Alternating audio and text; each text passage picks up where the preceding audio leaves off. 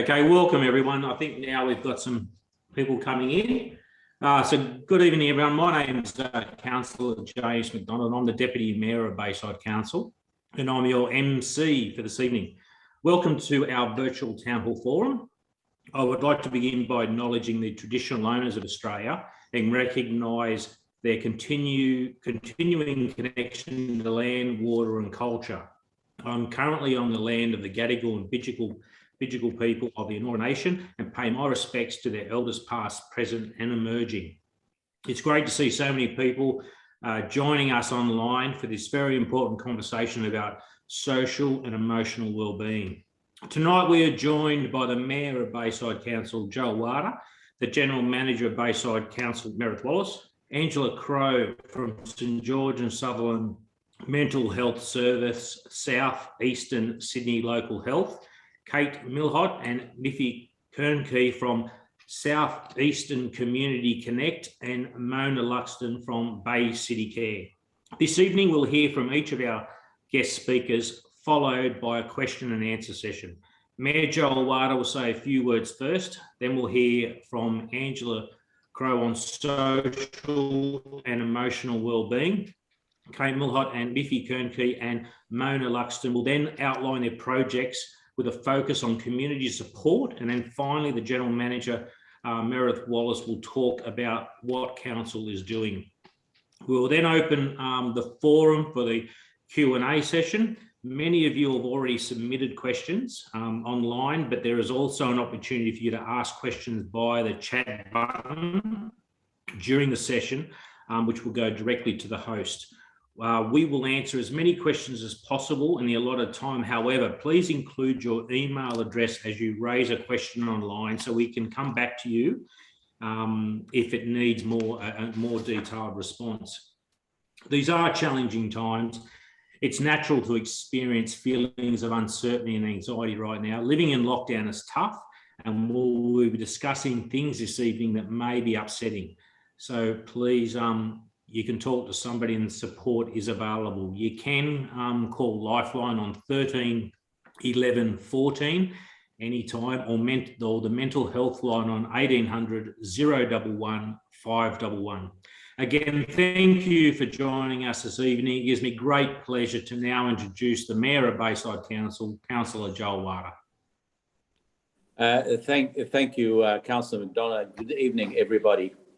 I'd like to also start by acknowledging the traditional custodian of the land we know as Bayside Council local government area and on which this online meeting is being held. And I pay my respect to elders past, present and emerging from the Gadigal and Bidjigal clans of the Eora Nation.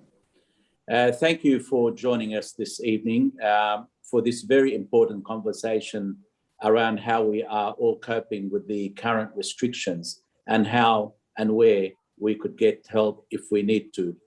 The restrictions in the Bayside LGA got a little harder since our last forum.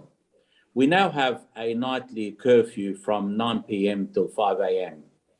Exercise is limited to 1 hour per day and no recreational activities allowed. We understand the new rules are designed to stop the spread of the coronavirus, so less contact we have with people from outside our home, the less likely we are to catch the virus or pass it on. While many of us have a roof over our head and food on the table, mentally living with COVID also got a little harder. So tonight's forum topics are very important conversation to have because fortunately, we live in a community where no one should feel that they are alone or have nowhere to turn to in difficult times. I guess people from all backgrounds will begin to struggle in the coming weeks ahead. And my message to everyone this evening is that we are here for you. And please, if you are struggling in any way, mentally, physically, financially, please reach out. Asking for help is a sign of true strength. And let's face it, it takes courage. You will not be judged and you will be supported. I guess everyone knows these are unprecedented times. We're all being tested. I look around my own family, we are blessed with so much, but still there are times when it gets tough to stay home day in, day out to follow the rules. I think it's easier for someone my age. I have my own routine and find that it helps me. I still get up early, go to work, come home and get ready for work. I guess go for a walk and then come home and get ready for work, even though my office is now just down the hallway. As a family, my wife and children began organizing Friday night dinners over Zoom. It takes a little getting used to, but now it's just what we do and something we all look forward to. It was a little awkward at first. We were all talking at once, eager to catch up with each other. But now we're all more relaxed and really enjoy this time together, talking over dinner like we would normally do, but obviously a little bit different under the circumstances. I think it's much harder for our teenagers and those with young families, especially those having to homeschool, or those in our community who have lost their job and their regular income. Technology has made it easier for us to stay connected, but it can also make it harder when you can only see and hear your grandparents, your parents, your children, or dearest friends on a screen. It makes you miss that hug even more. I know I say this every time we talk to people and around the place, but we are a resilient nation. We are tough. We are all stronger than we think. But no one has to go through this alone. We have some great guests this evening, and I thank them for coming along and sharing with us the types of services that are readily available and waiting. So as I said at the start, it does take courage to reach out, but if you do, please know there will always be a strong hand to help you. And thank you for listening. Thank you, Mr. Mayor, for those very supporting and encouraging words. And yes, it does, communication now with all the technology we have does make it a lot easier. I now invite Angela Crowe from St George and Sutherland Mental Health Service, the South Eastern Sydney Local Health, to talk about coping strategies and how we can improve our social and emotional wellbeing. Thank you. Thank you very much, Deputy Mayor and Mayor Awada. I also would like to acknowledge the traditional owners of the land in which we're all coming from. And I don't know if you can hear, in St Peters, I've got an aeroplane heading over at the moment. So I'm on the Gadigal land, but yes, same as Bayside, being Gadigal and Bidjigal, and I acknowledge that underneath the asphalt and concrete lie the traditional lands, and that land was never ceded. So thank you for that introduction. Yes, I'm an occupational therapist and I work at the St George and Sutherland Community Mental Health Service as a community development coordinator, which means that I support community organisations and services, and also people who live in the community with mental health distress, to have more awareness around how to support themselves and how to support others if they're feeling distressed in their mental wellbeing. I also work at the acute care team at St George Mental Health. So my role there is responding to people who are in acute mental distress and crisis, and supporting them to get to the next step. So I'm delighted to be here today, and I also do just want to acknowledge obviously the significant stress that everybody is under at the moment with COVID-19. I'm just going to click over. So without labouring too much, because there's plenty of this information in the news, we know that this is unprecedented, the times that we are living in at the moment, and we know that COVID is an ongoing threat to our health and safety, that we're experiencing challenging lockdowns, that people are having job losses.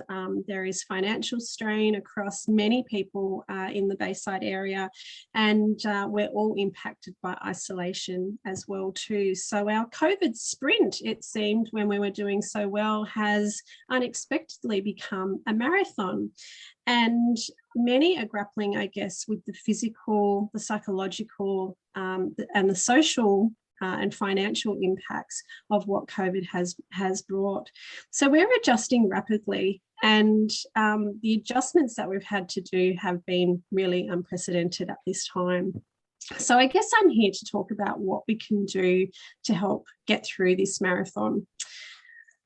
Before we kind of go through that, I need to take you back to Mr. Abraham Maslow, who was a brilliant psychologist who in 1943 identified that everybody, regardless of their background or who they were, have basic human needs. So all humans experience these needs that are listed here. So the bottom two are very much about basic needs. So what are the fundamental needs that we need in order to survive and to live? And so here we have things like we need access to food, to water, to air. We need to be able to get good sleep. We need to have shelter, and also we need to have freedom from fear and have safety. Then we have psychological needs in the middle, which are really about things such as being able to have friendships or feel connected to other people, to have a sense of belonging with our community, and also to have independence and the ability to have achievements and develop mastery over things. And then the very top needs are about things that help with self-fulfillment. So things that help us have a sense of achievement. And the pandemic has significantly affected these things. So the impact on that is that a lot of us feel unsafe. A lot of us have worries about how to access our basic needs.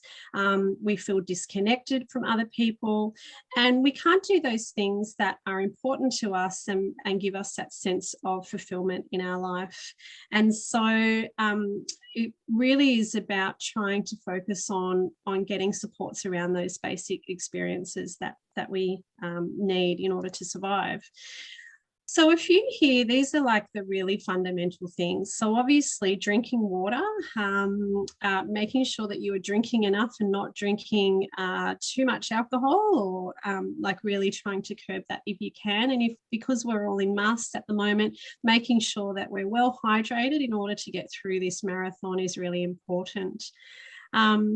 I don't know if you're like me, but I have a strong desire to want to comfort eat my way through the lockdown period, but 10 weeks in and we can't continue to do that. So making sure that where possible you are trying to sustain your body to get through this marathon by eating as healthily as possible, that is really helpful. It says working out, but that can be anything. It can be things like just getting some exercise, going for a walk, doing some chair-based exercise if you have physical mobility issues. But our bodies were made to be used so that we can sustain them and so that we can fulfill their need as well too. So working out is really important. If you are someone who likes to have an intense workout, you might use your exercise hour all at once, or you might decide to break it up throughout the day. And sleeping well. Often when we have mental well-being challenges where we feel really anxious, our sleep is the first thing to get interrupted.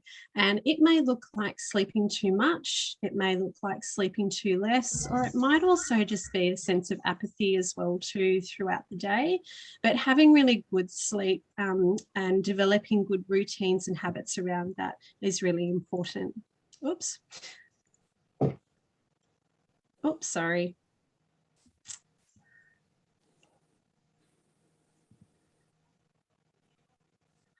Sorry about that. Okay. So, I mean, obviously getting access to basic needs, if you are someone who has had job losses or experiencing financial strain, you may actually need to ask for help right from the very beginning. And so there's been a number of supports laid out by both federal, state and local government to get access to some of those supports. So whether it's about, financial support, I'm thrilled that we've got some services here tonight which will be able to tell you about how to get access to some other basic needs as well too, particularly around financial assistance or food assistance. And so asking for help does actually help make you stronger to help get you through this marathon that we're experiencing at the moment. And it's not a sign of weakness. Maintaining connections any way we can, really, really important. And there's a few suggestions here about how to maintain connections. So there's been a bit of a puppy boom, or people who have pets, getting out and going for a walk with your pet, waving to other people who have dogs on the street, or, who are out with their pets on the other side of the street all masked up, is a good way to still be able to have some interaction. Or if you are lucky enough to have neighbours that you get along well with, being able to chat with them, over the fence, or if you are in a unit block, across the hallway in your own house, masked up, is still a way to be able to connect with others. Obviously, down the bottom, we've got things like Zoom or other apps that can be used if you're someone who's lucky to know how to use IT and facilitate social connections through social media. These are really excellent ways to develop those connections. And there's a photo there of Spoonville as well too. So although we can't connect in person, Spoonville International, which is quite fun to look up, is a way where people might make a creative likeness of themselves and then congregate them in a place in the community to be able to connect with each other that way. So there are some remote ways of being able to connect, and I would definitely encourage you to do that. One of the things I do with my walks is that I might call a friend while I'm going for my walk, and they go on their walk and I go on mine, but physically not together. We are in two separate suburbs when we do that, and we have a virtual walk together. So that's another really easy way to be able to connect with others as well. I'm delighted that anybody who's attending today and what is going to be available afterwards on the Bayside website, a number of different resources in some state home packs, which have been developed by the St George Community Mental Health Team. And they include a whole heap of stress busting and distraction activities. And there's a few different suggestions here that you can even look up. They're all publicly accessible. Things like puzzles, Sudoku, colour by number, activities that you can do like a scavenger hunt or things to look for when you go for your walk. But also a number of different suggestions around fitness activities that you can do, mindfulness apps that you can do, and mindful colouring as well. So looking for those things to do at home has become really important. Create a list of things you would like to tick off or achieve when you're in lockdown. If you've been meaning to, patch the roof to get rid of that spot, now's a good time to do it, or any other little activities that you can have. When you also really good, excellent grounding techniques that you can do are using your senses. So one of the things that anxiety, or that when we're challenged in our well-being, is actually to maintaining ourselves in the present.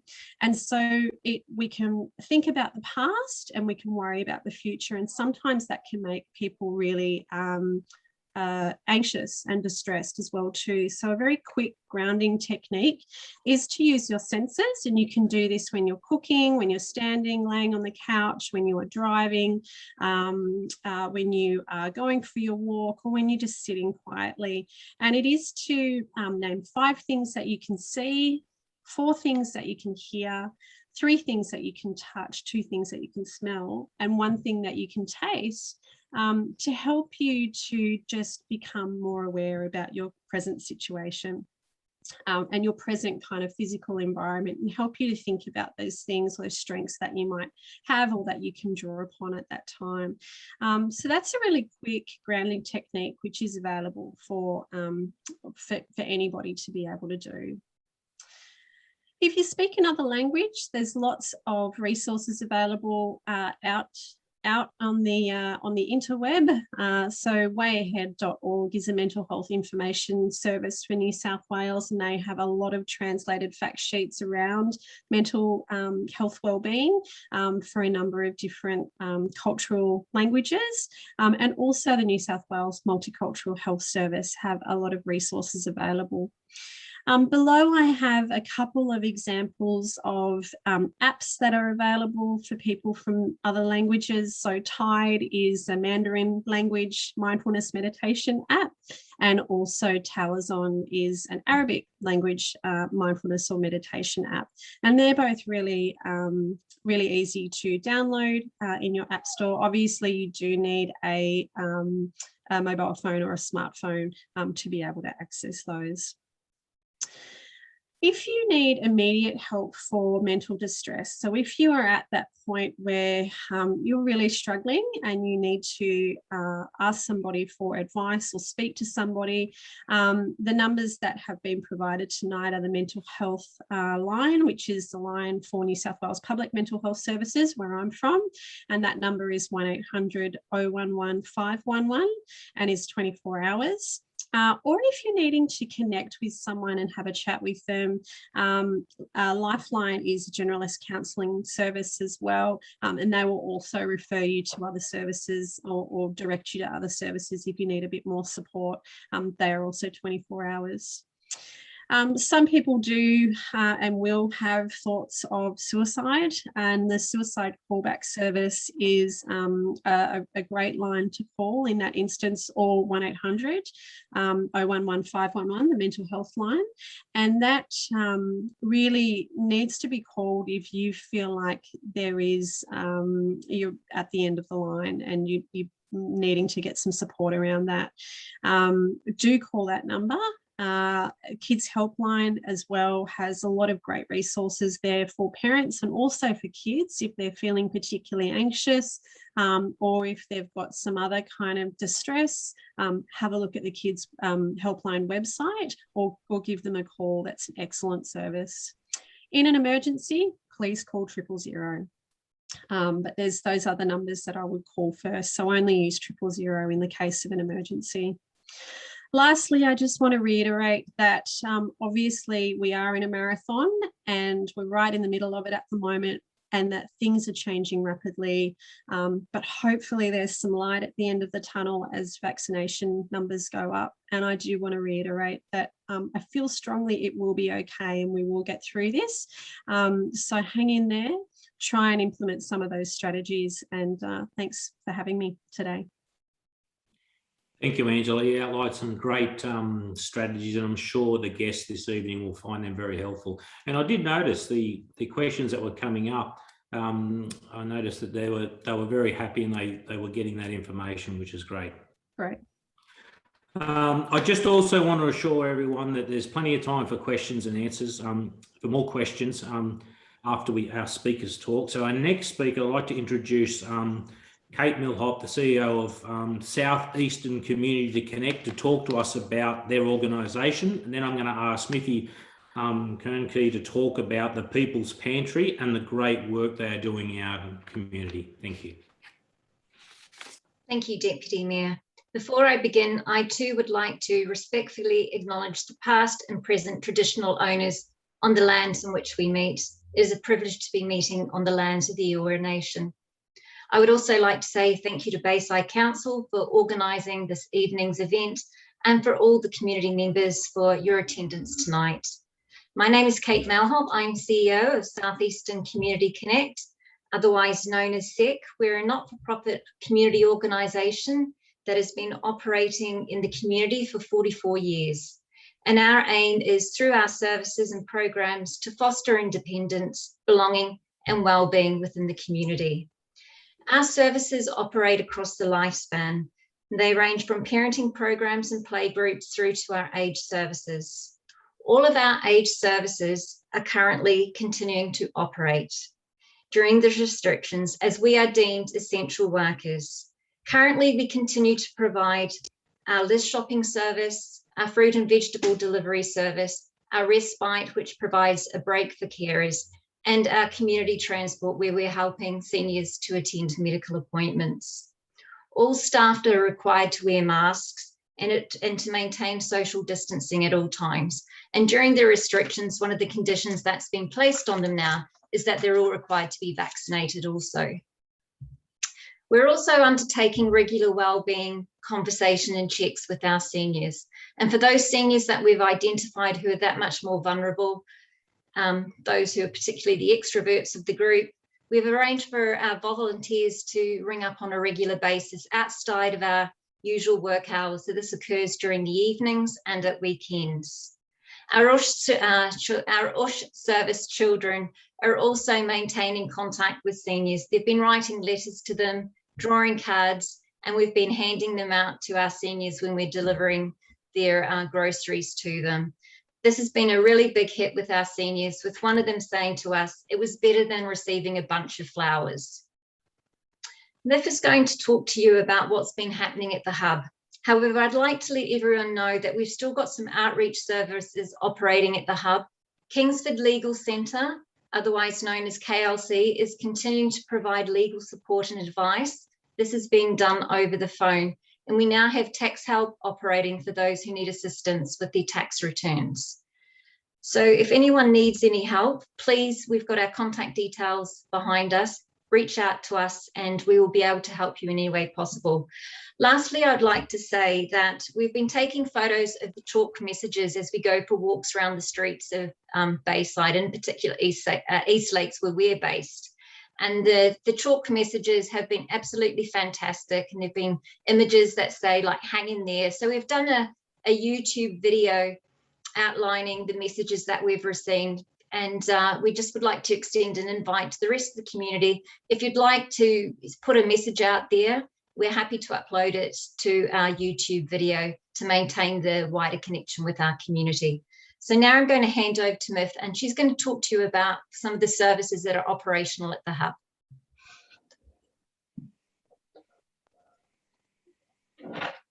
Good evening, everybody. As Kate's introduced me, my name is Myfanwy Kernke, and I'm a very proud member of Southeastern Community Connect.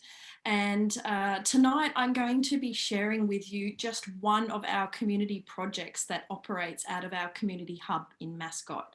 Now, if you're not familiar with the hub, I'll start by saying that ordinarily when we're open, our conversation and services engage with a cup of tea. And even though we can't do that at the moment with COVID restrictions, one thing that everybody's saying is that help is only a phone call away. And everybody really needs to understand that if they find themselves struggling, that they can pick up their phone and engage with organisations such as SEC, talk to the team at the hub, and we're able to assist you. So I'm going to be talking to you tonight about one of our initiatives that's operating. It's an essential service. It's called the People's Pantry. And in a way, it's quite self-explanatory. It is a pantry of food items that is made from community spirit. We rely on donations. We've been able to basically, just to paint a picture, the hub has been turned into pop-up trestle tables, kitchen cabinets, full of groceries, everything you can think of to be able to support people who are struggling with food insecurity. The People's Pantry actually started in 2017 as an initiative to combat food insecurity then. But now, because of the economic and social impacts of COVID-19, we're currently servicing over 100 families a week, and the demand is ever growing. We rely on donations, but more than anything, it's really important to know that if you are struggling with food insecurity or you know someone that is, to please get in contact with Southeastern Community Connect and the team at the hub, as we are able to help.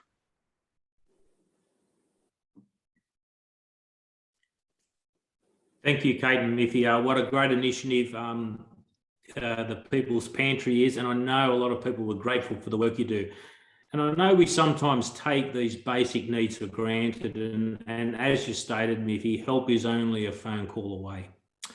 I would now like to invite Mona Luxton from Bay City Care. Mona was Bayside Council's Citizen of the Year in 2018 and does a great job in our community. Over to you, Mona.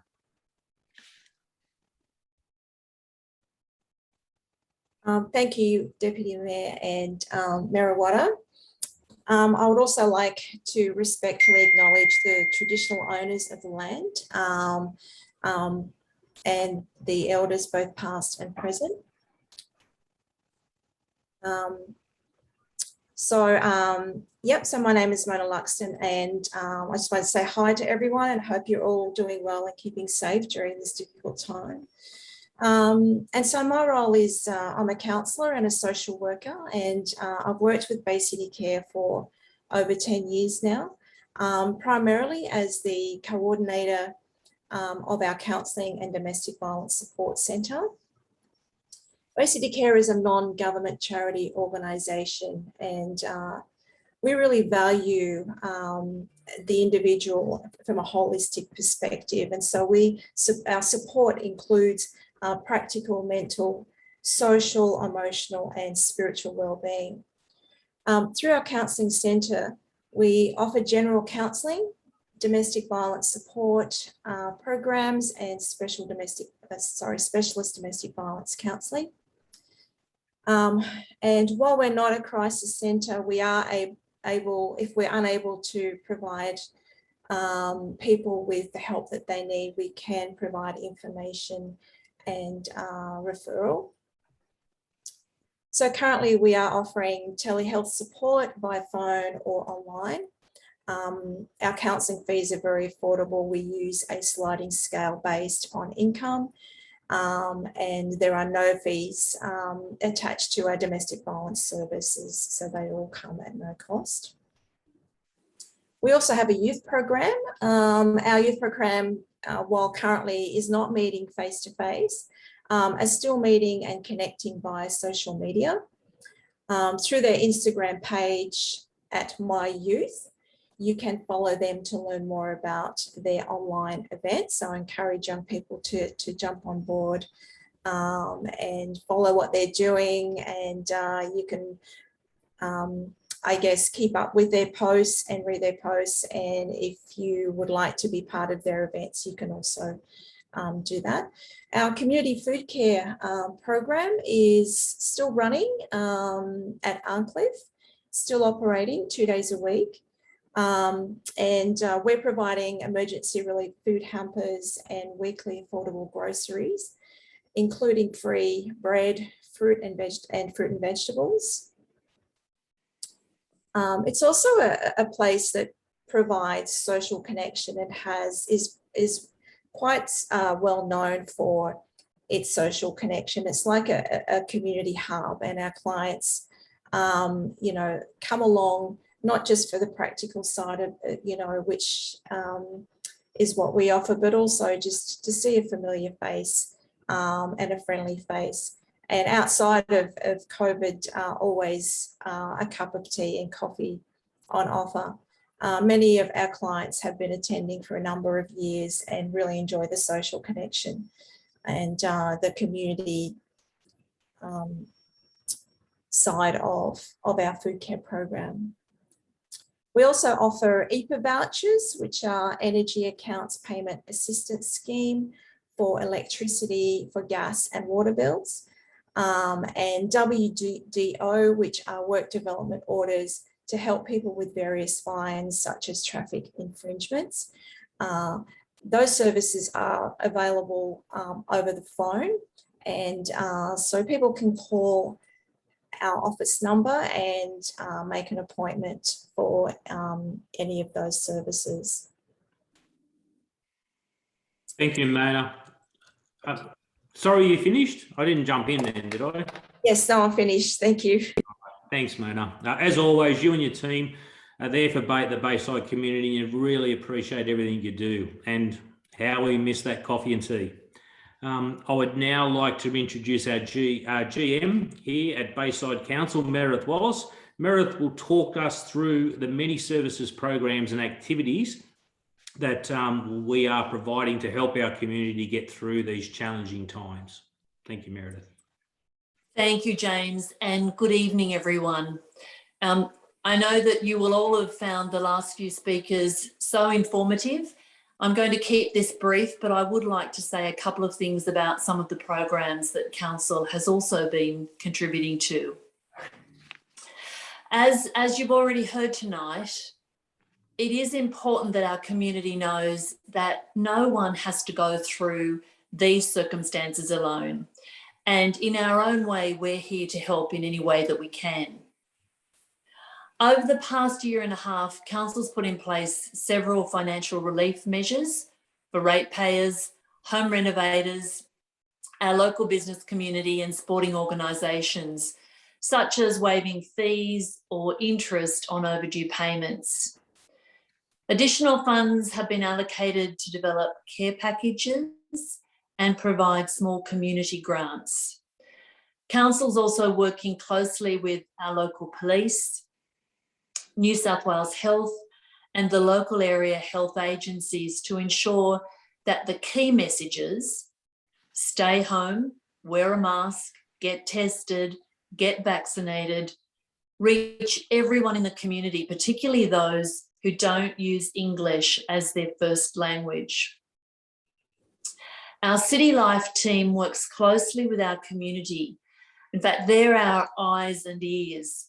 In the past week, they've made over 100 phone calls to check in with the most vulnerable, those that are isolated, and those that are having, experiencing the hardest times at the moment. They're committed to working to ensure our community stays connected and supported. So be that our senior cits, our youth, young families, the vulnerable, or one of our many cultural or sporting organisations. City Life are made up of a team of professionals with experience. They're well connected to both government and private agencies that can provide help and assistance. So please, if you need support or you know someone who's struggling, please reach out. If we can't assist, we can certainly put you in touch with people who can. We understand that it can be difficult for many to directly ask for help. So to make it easier to minimise those difficult conversations, the City Life team have developed a Connecting Communities COVID-19 directory, which is available on Council's website, so www.bayside.nsw.gov.au. If you go to our website, you'll find up-to-date information that covers a range of emergency relief information. So relevant information for Aboriginal and Torres Strait Islanders, children's and families, food outlets, parenting support, information from the Department of Housing, disability assistance, domestic violence, homelessness, mental health, help for employees and help for businesses. You'll also find information on where to get tested, where to get vaccinated locally, and much, much more. Our team produce a monthly COVID-specific newsletter, which can either be posted to vulnerable communities or sent out via email. If you don't already get this newsletter, you can register to receive a copy on our website and just sign up for the e-newsletter. And sadly, while our face-to-face events and activities are on hold, we've moved many of them online. Our Staying Apart but Keeping Together online program is comprised of workshops, learning opportunities and interactive activities and games. This month, we're hosting a Lunch and Learn series, as well as our daily online program for 12 to 25-year-olds. Again, you can find out what's on and how to join on Council's website. And quite excitingly, we've just announced our Aspects of COVID photography competition, and we're encouraging everyone to get creative and enter. Your photos of everyday life during these unusual times will become part of our history and part of our library's historical records. So that's a really brief synopsis of the many and varied ways Council is providing support and assistance to the local community. If you'd like more information, please don't hesitate to contact Council at any time.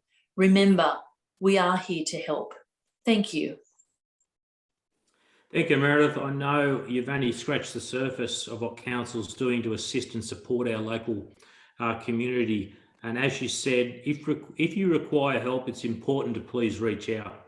If anyone wants to find out more, they can contact Council's Customer Service Centre, visit our website, send an email or contact your local ward councillor. We'll now commence the question and answer session. I'm very mindful of the time as well, so I'm going to try to get through everything as quick as possible. If we don't, though, that they will be on the website in a few days. And thanks for everyone sending in your questions. There is a lot of them, so I'm going to group the subject matter or topic to get through them. So the first question I've got is for Angela. I know someone who is suffering a lot of anxiety right now. I have tried to help, but I also feel that I'm feeling more anxious. What can I do? Really good questions. Thank you, Deputy Mayor. So this is twofold, I guess, in terms of supporting your friend. It's really important that you continue just to have open communication with that person as they're reaching out to you, and encouraging them to either follow up with their GP if they're being supported by their GP, or to access some of the anxiety support resources that are out there. And on the website, there will be a whole heap of information about different places you can go to get some support around anxiety. There's a couple of handouts from an organisation called This Way Up, which is an online anxiety support and training program that is really great that you can use. But some of those strategies that we talked about in terms of using those grounding techniques, using those strategies to kind of look after yourself and address your anxiety. So like sleeping, eating, those basic needs can often help with anxiety. Where you might need a little bit more support is when anxiety symptoms are really getting in the way of you being able to do functionally those things that you need to throughout the day. So if it's impairing your ability to care for yourself or care for your family or do the things you need to do in your day, it's time to see the GP and get a referral for most likely a psychologist. So medication is just part of the treatment with anxiety. Most of it is around how we think, how we thinking affects how we feel. And we have the ability to really influence our thoughts around that. So that's what I would definitely encourage. Have a look at some of those anxiety management strategies that are out there. And failing that, please definitely speak to your GP, because they are the first port of call in being able to access other supports and services out there. Thank you, Angela. The next question I have is for both Myfanwy and Mona. How can I help my local charities and organisations and support those in need? Thank you, Deputy Mayor. Look, it's a great question, and there's a few ways in which people can join our quest to battle food insecurity. The first would be to jump online to the SEC website. It's hiding up behind me over there. We have a donation page in which people can donate funds that help not only go towards the People's Pantry, but many other online community events ranging from parentage programs, tax support, wellbeing workshops. So the first would be our donation page on the SEC website. The second, if someone wants to send a specific item, I'll just very quickly tell you a wonderful email I received this afternoon from a family who have been accessing food relief from the pantry. They simply had a carton of eggs, a loaf of bread and butter, and they said in this lovely note that they sat down as a family and had boiled eggs and soldiers as a family for the first time in a long time, and how it was so much more than just the donation of a meal. It was the reminder, because they reached out, that they were reminded, everybody's saying at the moment, we're all in this together. They're saying that because it's actually true. Community spirit is stronger than it ever has been, and donations to SEC have a far-reaching impact. So if anyone would like to give a specific item, such as $10 can buy you 50 nappies towards a family, you can again go online to the SEC website and go to the People's Pantry page and organise a COVID safe delivery through either Coles or Woolworths online. Now, the third option doesn't require any funds whatsoever. And I'm originally from the country, I'm a farm girl, and I know the power of a bush telegraph. And we have that in community spirit at the moment. If you can't give a donation or send an item, you can tell someone. You can set the challenge to just tell 5 people about food insecurity and about SEC's combat to end that through the People's Pantry. So again, reaching out to the SEC website, following us on social media and Instagram, sharing it on your own networks. That way we have a far greater reach of reaching families who are struggling to put food on the table. Angela, at the beginning of your pyramid, food was the basis of that. If we can't get the bottom of that pyramid right, we're going to tumble. So sharing the story, turning to social media and helping us spread the word of this relief program is there. And as I've said before, help starts with that phone call. Not only then we might be able to offer food relief, but we can check in and offer other avenues of support as well, because we are all in it together. Thank you, Miffy. Mona, would you like to contribute to that? Thanks, Deputy Mayor, and thank you for that question. As I mentioned, Bay City Care is a charity organisation, and we completely rely on the generosity of donations and volunteers. So please hop onto our website, which is, you can find it just behind me on the screen, and will also be made available after the forum. But yeah, please jump on, and we have a give page or donations page where you can go on there and give.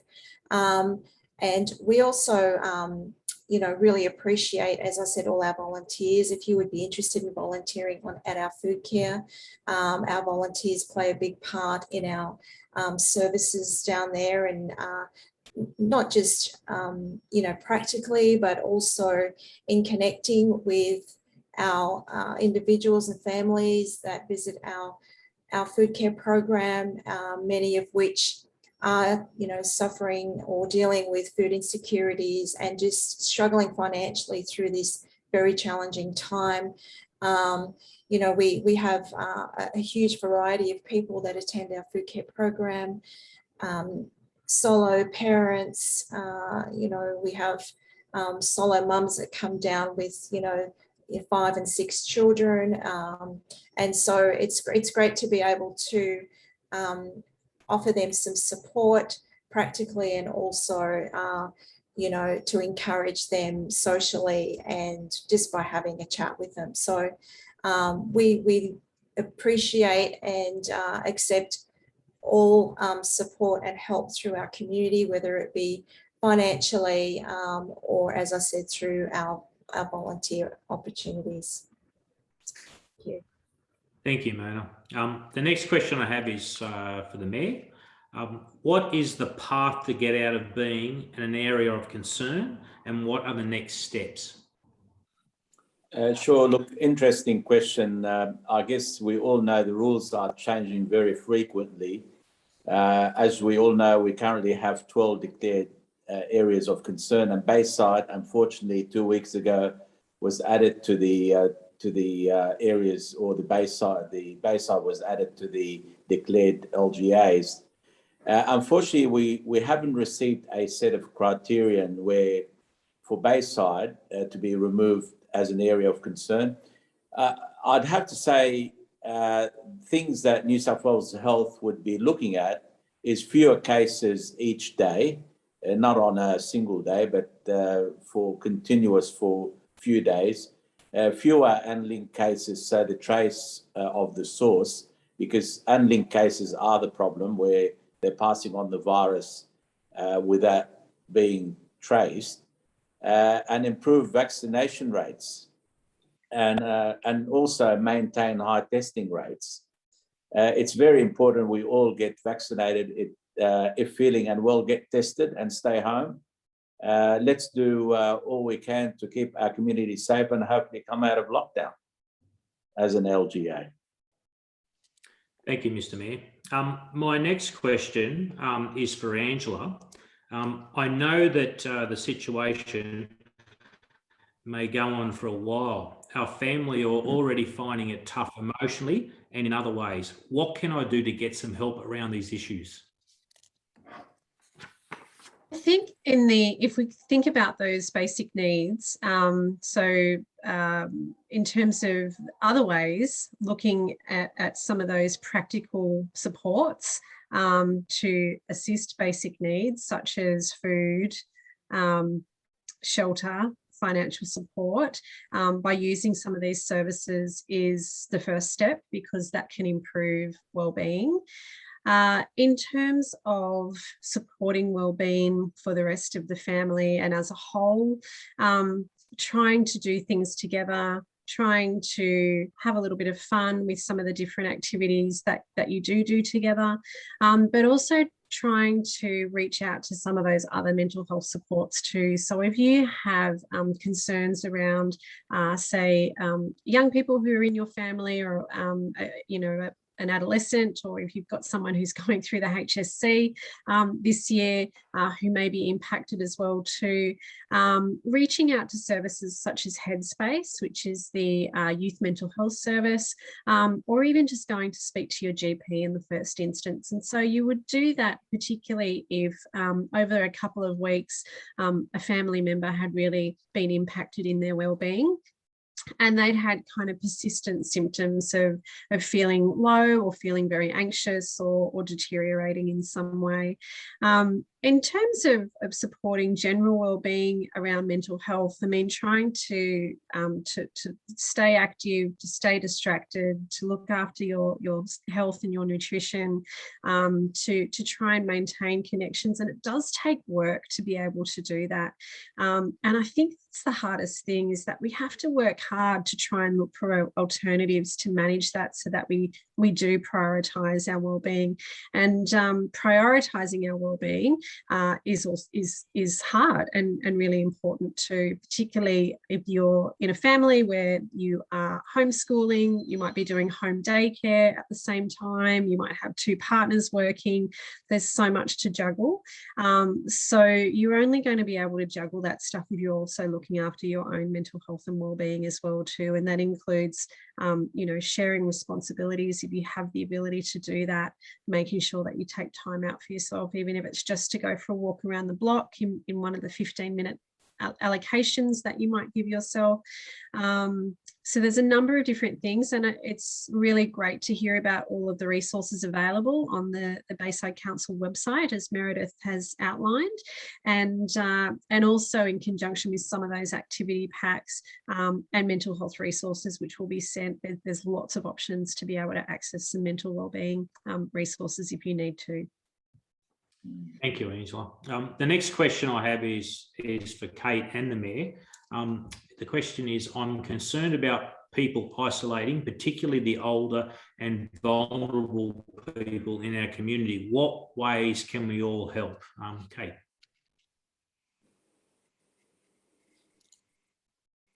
Help if I unmute.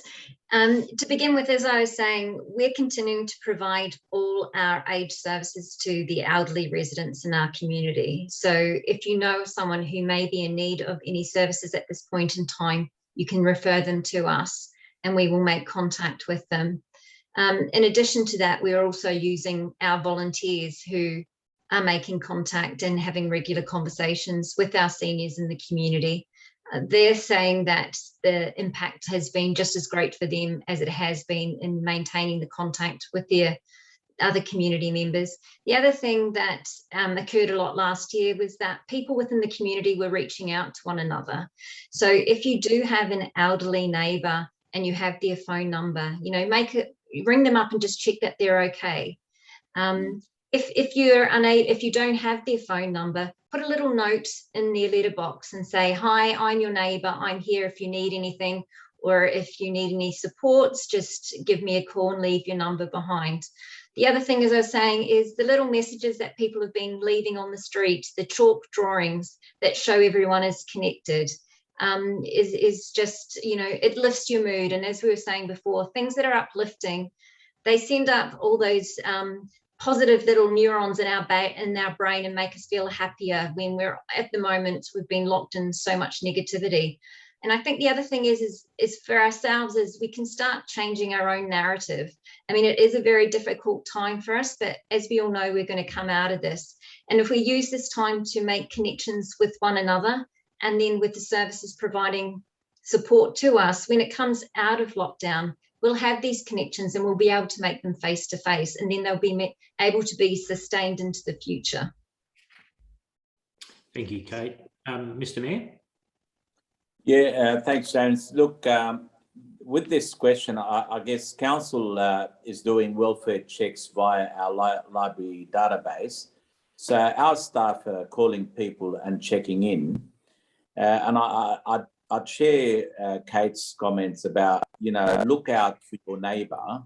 If they're in isolation, offer to do their shopping, take their rubbish out, chat over the phone. Like, I mean, in my case, my elderly neighbour, I've taken her phone number, I give her mine. So I make sure that I call and check on her from time to time. And, you know, and I guess for any more help tips from a council's point of view on connected communities, please visit our website, and they'll have a lot of helpful tips on how you could do that. Thank you, Mr. Mayor. Look, I'm very mindful of time, so we've probably got another couple of questions. This one for Mona. My friend is in an abusive relationship, and I'm worried about them being home together in their house for 24/7. What should they do?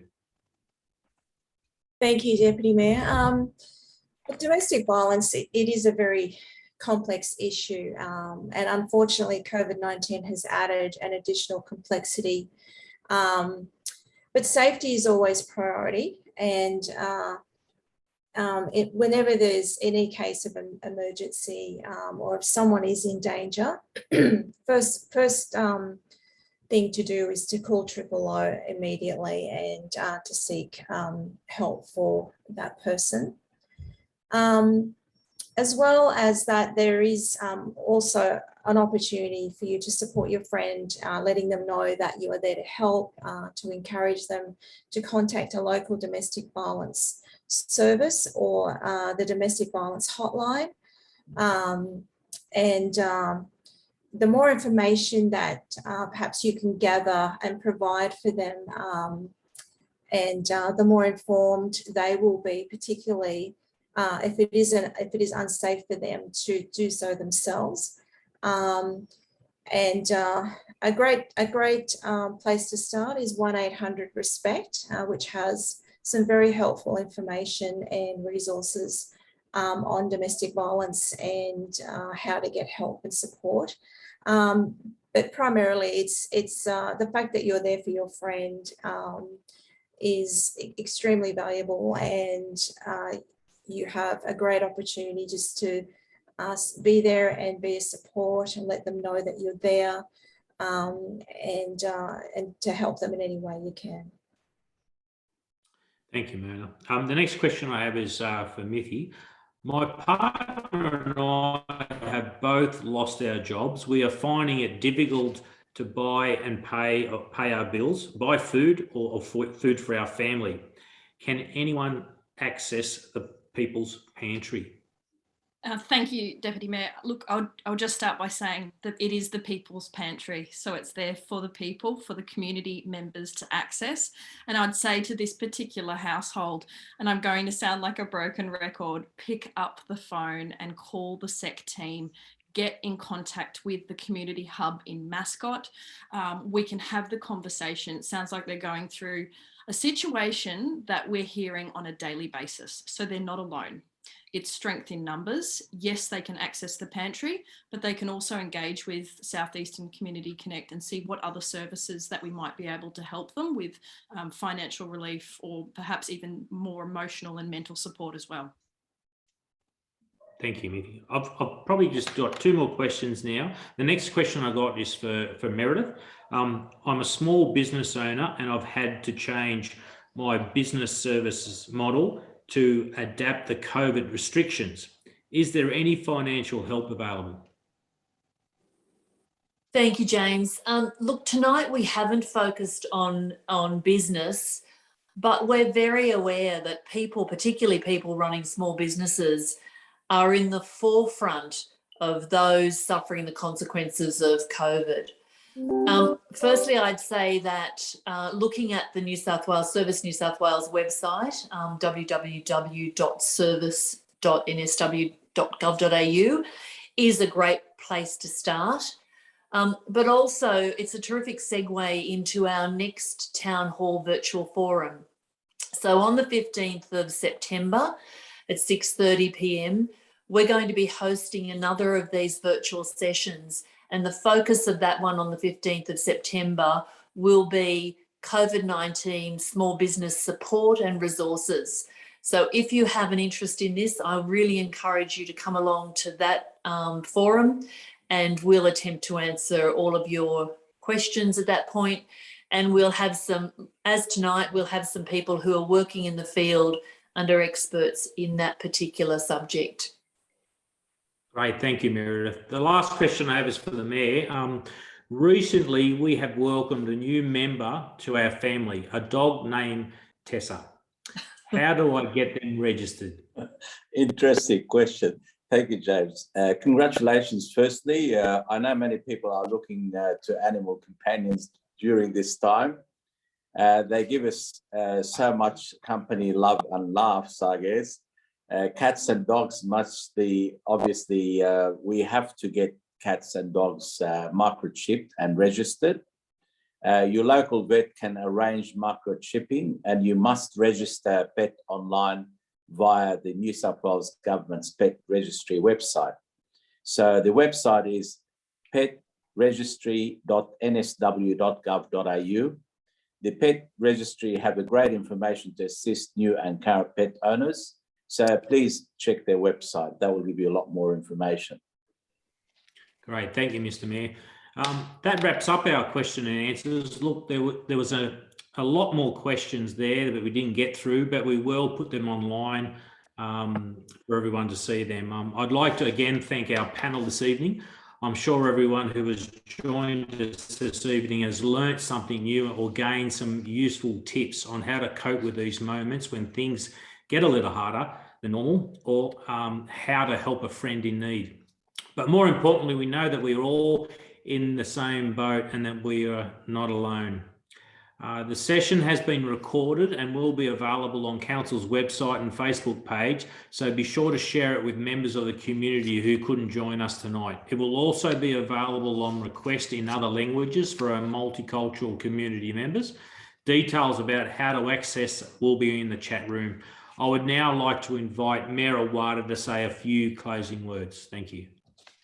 Thanks, James. I'd like to join the Deputy Mayor in thanking our speakers tonight.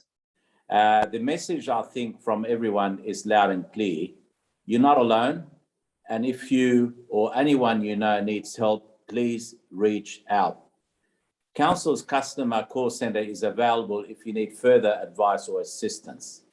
Don't hesitate to call them between 8:30 a.m. and 4:30 p.m. Monday to Friday.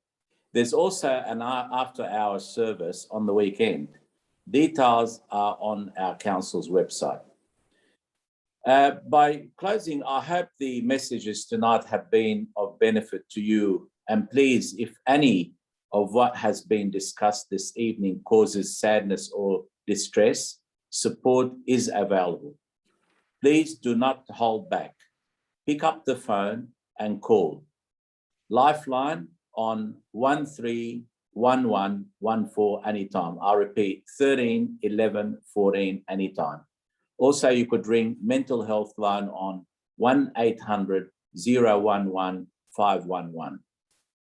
Thank you, everyone, and have a great night and stay safe. Thank you. Good night. Good night.